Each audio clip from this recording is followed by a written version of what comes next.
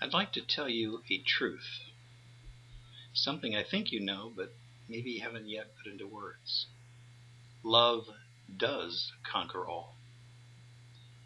In this little portion here, I'd like to ask that you claim these words that I'm going to be saying here as your own.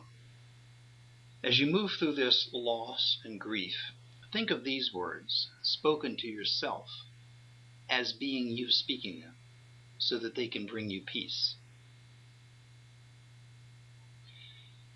This is a time of sadness for those of us who can no longer see the physical presence of this person that I love.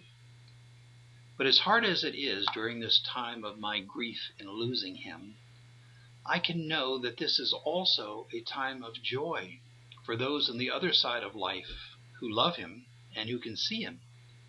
And it's a time of great joy for him.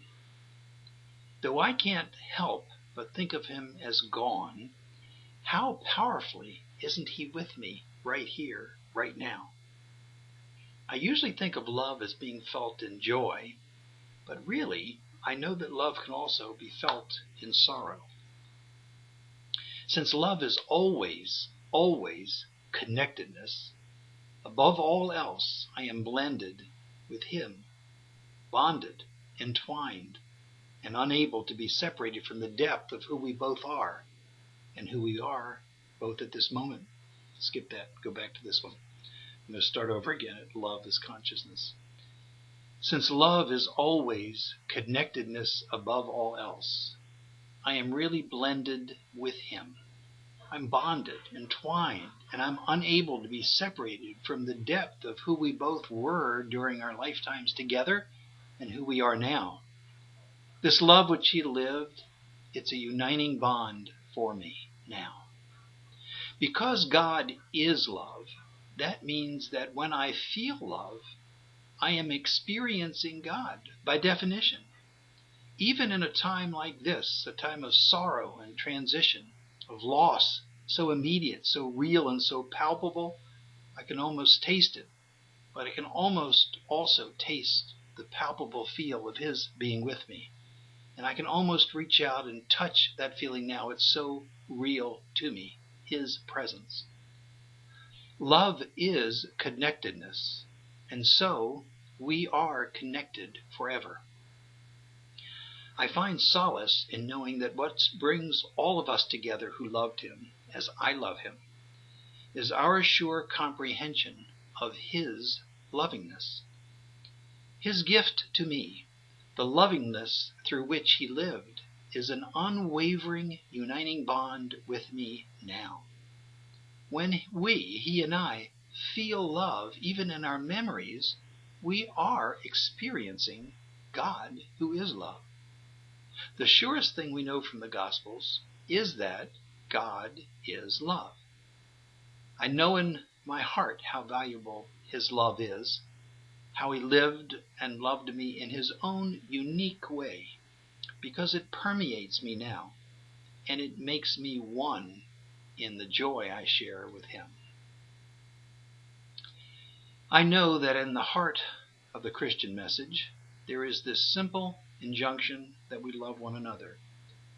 And that's because the essence of God is love, and the power of God is the power of my soul. It's the power of my life force, my spirit, the power of my very life. Instructions for accomplishing this are spelled out pretty well in Paul's first letter to the Corinthians. This is a letter you may have heard many times, and these are the words that took on a modern-day meaning in the life of this special person I love. Let me do that paragraph over again, Lance. Instructions for accomplishing this are spelled out in Paul's first letter to the Corinthians. These are the words that took on a modern-day meaning in the life of this special person I love because he lived them so well. So this is from Paul's first letter to the Corinthians, chapter 12, verse 31 through chapter 13, verse 8. Set your mind on the higher gifts. And now I'm going to put before you the best way of all. Though I might command languages, both human and angelic, if I speak without love, I'm no more than a gong booming or a cymbal clashing.